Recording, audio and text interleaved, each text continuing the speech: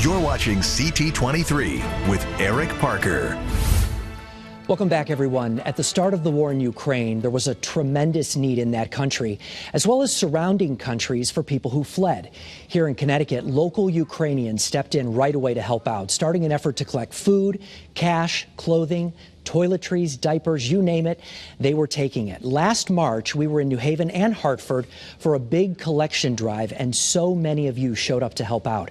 The man behind it all is Myron Kolinsky, the organization director of the Ukrainian National Home in Hartford. He has been working all year to raise awareness about the needs for people. Myron, thank you very much for being here again with us this morning. Thank you for having me. I want to start with your reaction to the president's unannounced trip this past week. What did you think about the speech, and what do you think that did for the people back home? I think people in Ukraine and all over the world were surprised. It's a historic trip to Kyiv, and the support that the U.S. and our neighbors all over the world, it's amazing. It's amazing what this has done. I'm sure it has boosted the morale for people in Ukraine and all over the world, considering the fact that a lot of Ukrainian refugees are in different countries right now. But I'm sure that once the war is over, that a lot of people will return to Ukraine. There will be some people that will stay, whether it's in the U.S. or in Europe, other parts of the world. But overall, very happy to hear what the president had to say. The show of support for Ukraine was amazing. And I know you obviously talk with folks in Ukraine. What are they telling you right now, a year into this, about what life is like there?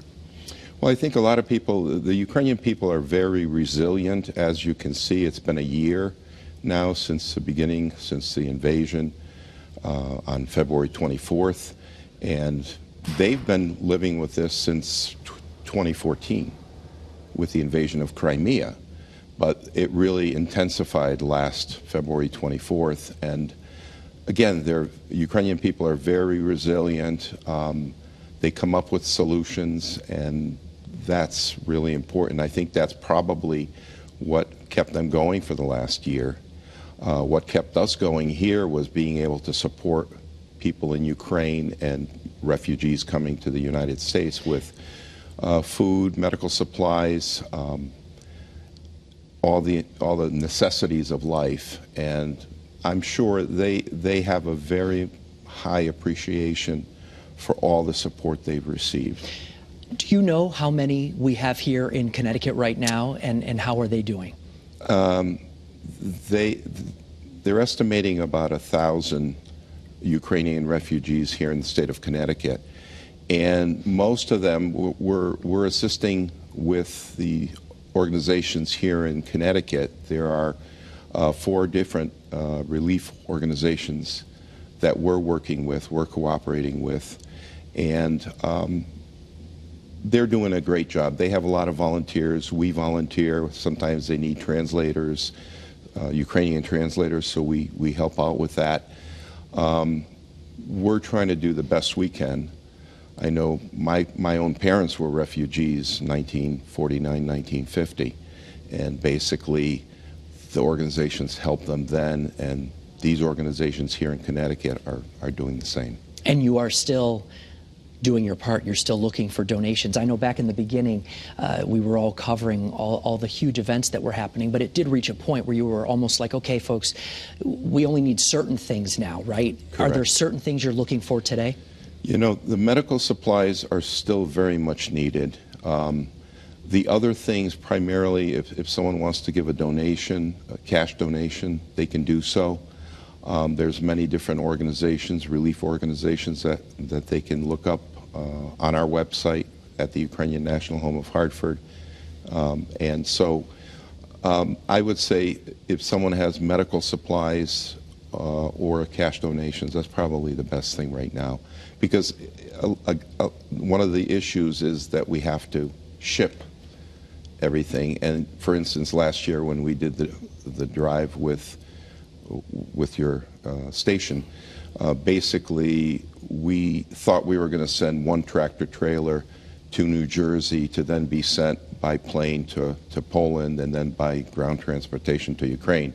It ended up being 4 tractor trailers, 26,000 pounds each, that went back in March and April. So it's really incredible. I remember seeing that when we were covering it, and just the emotional response from people. And like you said, the need is still there. And I do want to let people know we will post a link on the Channel 3 app, also WFSB.com, with all the information for your organization to make it easy. Because obviously there are a lot of different resources, but we want to make sure people are helping in the right way so that it goes to the right place, right? Because there are obviously things people should avoid at a time like this.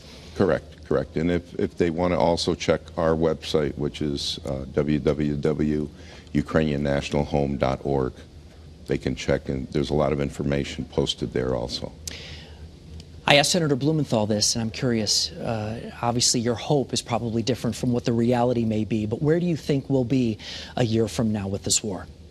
Well, we're hoping as a Ukrainian-American community that the war will end, and that people will be able to, those that want to return back to Ukraine can return back to Ukraine.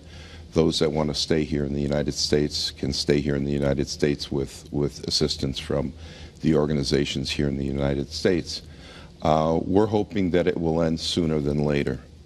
And as we mentioned all along, it's very heartwarming to see all the support for the people of Ukraine, but it's also very heartbreaking to see all the destruction.